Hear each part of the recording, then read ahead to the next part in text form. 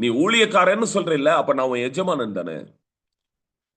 நீ என்ன பிள்ளை, உன்னைய வந்து என் பிள்ளைன்னு சொல்றேல, அப்ப நான் உன்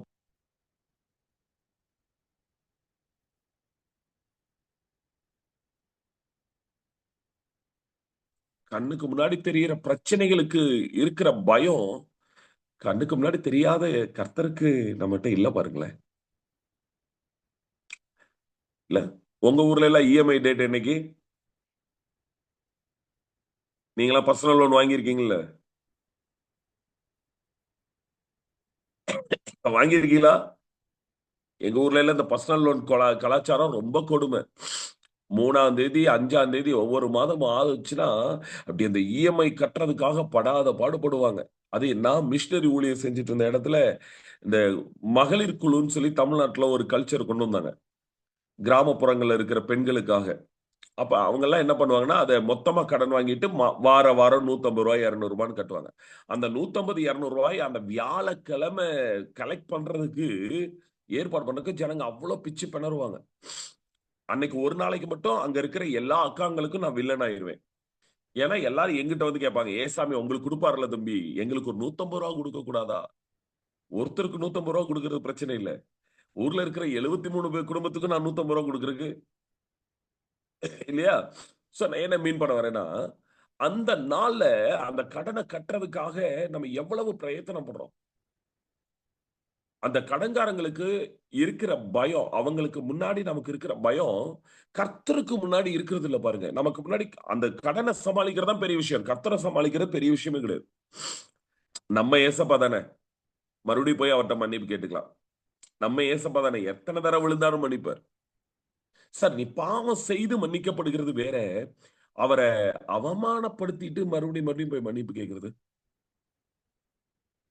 நல்லா தெரியும். நல்லா தெரியும் நமக்கு. நாம செய்யற விஷயத்தினால ஆண்டவர அவமானப்படுத்துறோம். நம்ம பண்ணிட்டு இருக்கிற இந்த காரியத்தினால ஆண்டவர அவமானப்படுத்துறோங்கிறது நமக்கு நல்லாவே தெரியுங்க.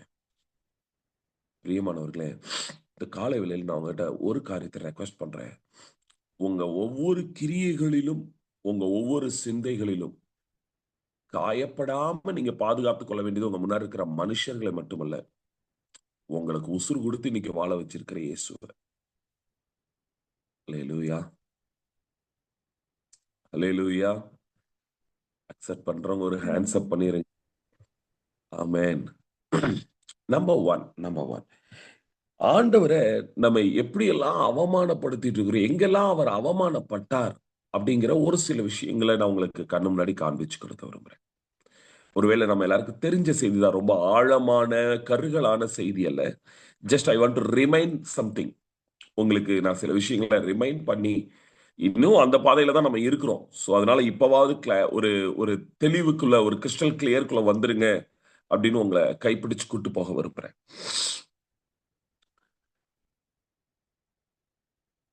இந்த வார்த்தை சொல்லுகிறது, அவர் அசட்டை பண்ணப்பட்டார். He is refuse. நம்ம மூலமா ஆண்டவர் ரெஃப்யூஸ் பண்ணப்பட்டாரு. அப்படியே அப்படி தள்ளிவிடப்பட்டார் அப்படின்னு.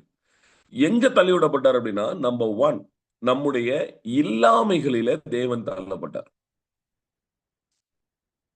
நம்ம இயலாமை அப்படின்னு ஒரு சூழ்நிலை வருது பாருங்க. இல்லாமை. எப்போ நம்ம தேவைகள் நிறைந்து இருக்கிறோமோ, எப்ப தேவைகள் சந்திக்கப்பட முடியாத நிலைமையில இருக்கிறோமோ, அப்பல்லாம் நமக்கு ஆண்டவர் வந்து ஒன் ஆஃப் த ஆப்ஷனா மாறிடுறாரு.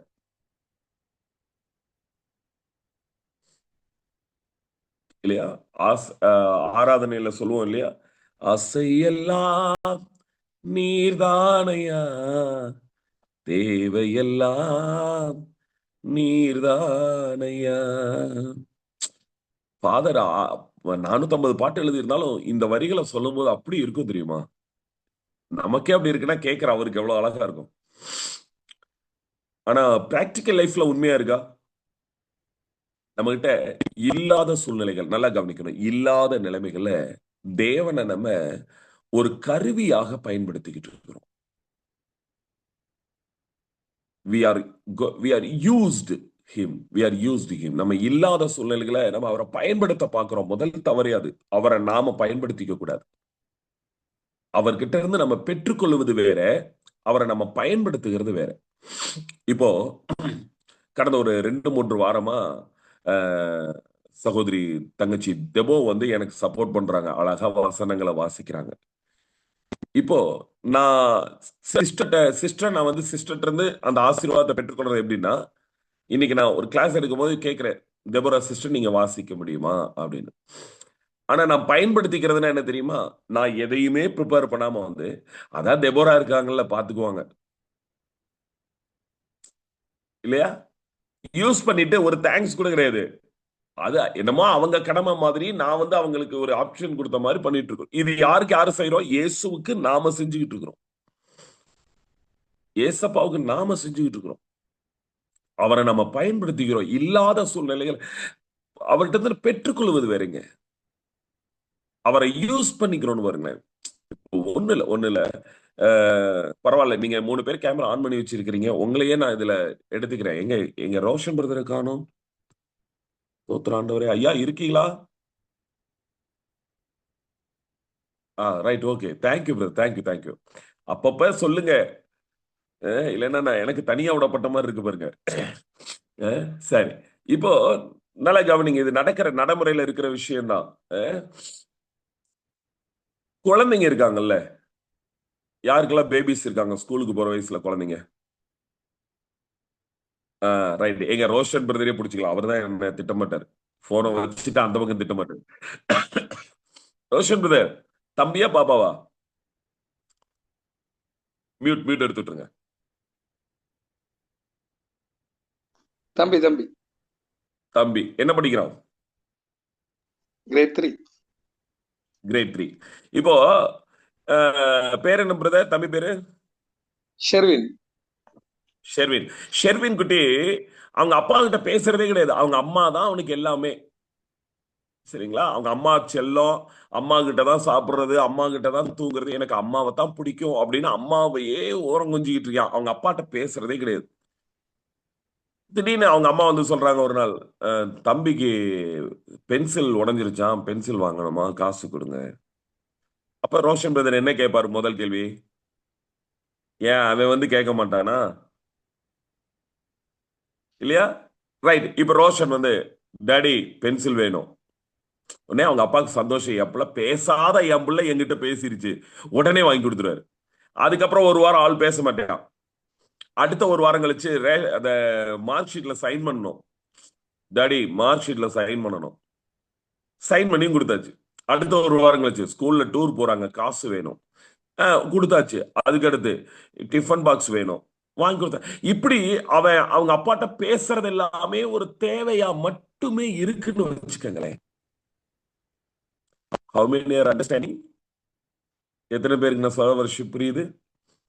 ஒரு பர்பஸ்க்காக மட்டுமே ஒரு ரிலேஷன்ஷிப்பை பயன்படுத்துறதை விட மோசமான ஒரு அனுபவம் இல்லை தெரியுமா? ஒரு தேவைக்காக மட்டுமே ஒரு உறவை பயன்படுத்திக்கிறதுக்கு லிட்டரலி நான் சொல்றேன் பாருங்க. சாத்ராக் மேஷாக் ஆபேத்நேகோ படிக்கும் போது என் கண்கள்ல தர தரையா கண்ணீர் வடியிரு காரணம் அந்த ஒரு ஸ்டேட்மெண்ட் தான். கர்த்தரை அல்லாமல் நீ நிறுத்தின சிலையை பணிந்து கொள்ள மாட்டோம். ஒருவேளை அவர் எங்களை விடுவிக்காமல் போனாலும். இந்த வார்த்தை இருக்கு பாருங்க. எங்க சாதாரணம் இல்லைங்க. ஆக்சுவலா அவங்க எல்லாம் அடிமைங்க. பாபிலோன்ல இருந்து அடிமையா கொண்டு வர சாரி ஜெருசலேம்ல இருந்து இஸ்ரேல்ல இருந்து அடிமையா பாபிலோனுக்கு கொண்டு வரப்பட்டவங்க. இனி அவங்களுக்கு 70 வருஷம் உள்ள அடிமையா தான் இருந்தாகணும். கொஞ்சம் அட்ஜஸ்ட் பண்ணிட்டு போனா உசுராவது மிஞ்சும் இல்ல. 70 வருஷத்துல திரும்பி போயிருவோம்ல. ஏன்னா வாக்குத்தத்தம் இருக்குல்ல. எரேமியா மூலமா 70 வருடம் நீங்கள் அவர்களால் அடிமைப்படுத்தப்படுவீர்கள்ங்கிற வாக்குத்தத்தம் இருக்குல்ல. அதுக்கப்புறம் உங்களை தூரதேசத்துல இருந்து திருப்பி கொண்டு வந்து சேர்ப்பேன்னு ஆண்டவர் சொல்லியிருக்காருல்ல. அப்ப 70 வருஷம் வரைக்கும் உயிராவது மிஞ்சும் இல்ல. அவனுக்கு அந்த நெருக்கடியான நிலைமையில அவன் சொல்ற வார்த்தை, என்னை விடுவிக்காமல் போனாலும். நீங்க சொல்லுங்க, இதை விட ஆண்டவருக்கு எவ்வளவு பெரிய ஹானர் தேவை? இறங்கி வந்தார்ல அந்த அக்னி சூளைக்குள்ள.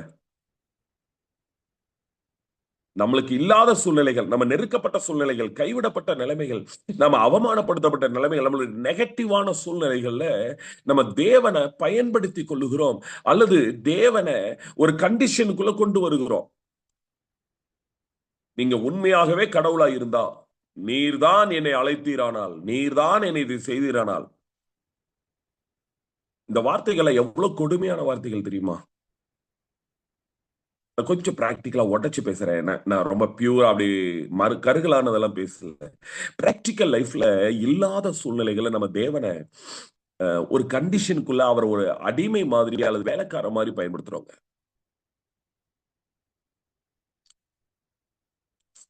கொடுக்கிறவங்க கைதானே மேல இருக்கணும்.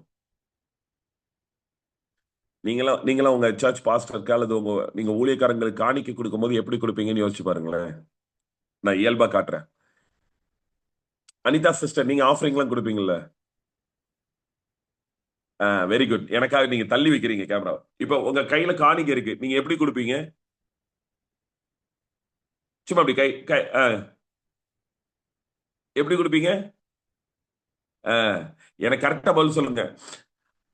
இப்ப கொடுக்கிறவங்க பெரியவங்களா, வாங்குறவங்க பெரியவங்களா?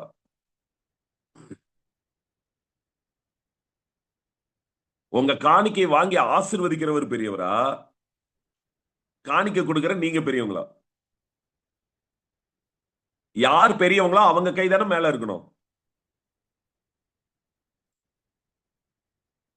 பிளஸ் பண்றவங்க கை மேல இருக்கணும், கொடுக்கிற நம்ம கை கீழே இருக்கணும். இல்ல, நம்மள பிளஸ் பண்றவர் கை மேல இருக்கணும், அவருடைய சத்தம் உயர்ந்து இருக்கணும். ஆனா நம்ம சத்தம் உயர்ந்து இருக்கு. நீங்க இதை செஞ்சாதான் என் அழைப்பு உண்மைன்னு பேசுறோம். ஆண்டவரே, நீங்க இந்த இந்த சூழ்நிலையில இருந்து என்னை தப்புவித்தால் தான் நீர் என்னை அழைச்சிருக்கிறீர், நீர் என் மேல அன்பா இருக்கிறீர். ஆண்டவர் கேட்பார், என் மேல உன் மேல நான் வச்சிருக்கிற அன்புக்கு அடையாளமா என் ஒத்த பிள்ளைய கொடுத்து நிரூபிச்சுட்டேன். உனக்கு இந்த இந்த 1,00,000 ரூபாய் தேவையை சந்திச்சாதான் நான் கடவுளா? உன் மேல வச்சிருக்கிற அன்புக்கு நான் நிரூபிக்கிறதுக்கு உன்னுடைய மொத்த பாவங்களையும், ஏன்னா அதை வெளியே சொல்லக்கூட நான் கூசும். நீ இந்த தப்பு செஞ்சேன்னு உங்க அம்மா அப்பாவுக்கு தெரிஞ்சா, உன் குடும்பத்துக்கு தெரிஞ்சா, உன் புருஷனுக்கு தெரிஞ்சா, மனைவிக்கு தெரிஞ்சா, உனக்கு இந்த ரிலேஷன்ஷிப்பே இருக்காது. அவ்வளவு பெரிய பாவ அக்கிரமங்களை யாருக்குமே தெரியாம நான் மன்னிச்சு உனக்கு ஒரு பால் கொடுத்திருக்கேன். இதை விடவா உனக்கு இந்த 10,000 ரூபாய் தேவையை சந்திச்சு அன்பை நிரூபிக்கணும்? I hope you are understand. இல்லாத சூழ்நிலைகளில தேவனை நம்ம கையாளுகிற விதங்கள்ல அவர் ரொம்ப அவமானப்படுத்தப்படுறார். அவருடைய டிக்னிட்டி, அவருடைய லெவல், அவருடைய அந்த சுப்ரிமசி இருக்கு பாருங்க, சூப்பர்மசி, அதை வந்து நம்ம ரொம்ப தரந்தால் தீர்றோங்க. நான் அதனாலதான் அடிக்கடி சொல்லுவேன், எனக்கு புரியலைனாலும் பரவாயில்ல ஆண்டவரே, என்னால முடியலைனாலும் பரவாயில்ல, எனக்கு தெரியலைனாலும் பரவாயில்ல, என் வாழ்க்கையில நீங்க ஒருத்தர் மாத்திரம் உயர்ந்து இருக்கும்படிக்கு உங்க சித்தத்தை மாத்திரம் நடத்துறதுக்கு உதவி செய்யும். ஒருவேளை இந்த தேவைகளை நீங்க சந்திக்க மாட்டீங்க, அது உங்க லிஸ்ட்ல இல்லைன்னா பரவாயில்ல ஆண்டவரே, நான் அவமானப்படுறேன். ஒரு ஊழியக்காரன் இப்படி பண்றானே அப்படின்னு மத்தவங்க அவமானப்படுத்த பரவாயில்ல. ஏன் இயேசு அவமானப்படல? இந்த பூமியில வாழ்ந்த நாட்கள்ல அவரை பிசாசுகளின் தலைவன் சொல்லலையா? பெயல்சபூலின் ஆவி உடையவன் சொல்லலையா?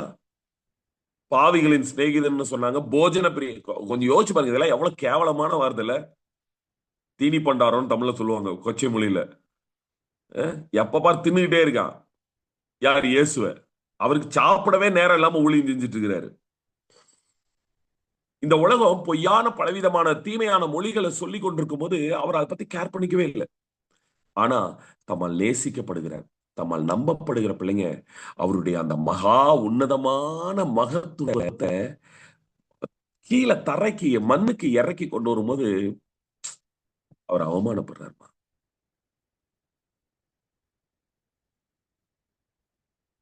இங்க பாஸ்டர்ஸ் எனக்கு ஹேட்ஸ்அப் பண்ணுங்க.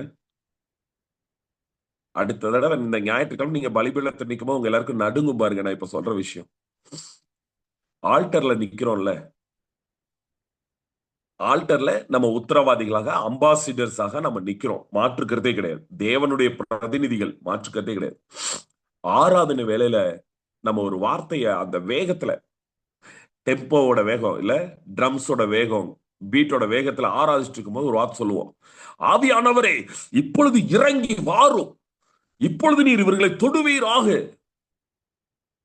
இது ஜெபமா கட்டளையா? சரி சரி, இப்ப நீங்க ஜெபம்னு வச்சுக்கோங்க. கர்த்தர் உங்க ஜெபத்தை கேட்டு இறங்கி வரார், ஆவியானவர் இறங்கி வரார். உங்க சபை ஜனங்களை நிரப்ப ஆரம்பிக்கிறார், தொட ஆரம்பிக்கிறார். சரியா? உங்க ஆராதனை டைம் 9 டு 9:45. 9:45க்கு உங்களுடைய ஷெட்யூல்ல அடுத்தது என்ன வரும்? சங்கீத நேரமா?